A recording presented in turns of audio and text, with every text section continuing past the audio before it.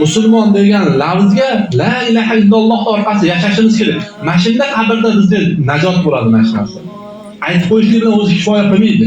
Biroq la ilaha deb qo'ysa-yu, hamma amallarni tark qilib qo'yaversa, namozlarni o'qimasa, farz qilgan amallarni bajarmasa, u Alloh saqlasin, u aytib qo'yish o'zi kifoya qilmaydi.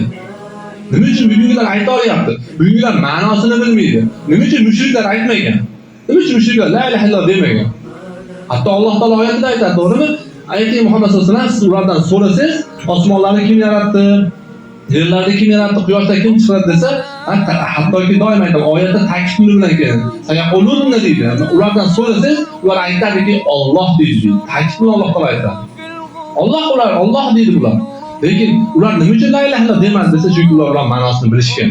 La ilaha illalloh desa, mana bu butlarni tark qilish kerak bo'lgan. Yolg'iz Allohga ibodat qilish kerak bo'lgan. Ana shuning uchun ular bu kalimani aytishmagan. Bugungilar hamma aytaveradi, la ilaha illalloh, la ilaha illalloh deb aytaveradi. Bu foyda bermaydi qiyomat kuni. La ilaha illalloh dedimi, endi orqasida yashash kerak. Uni la ilaha illalloh shartlari bor, buzib qo'yadigan joylari bor.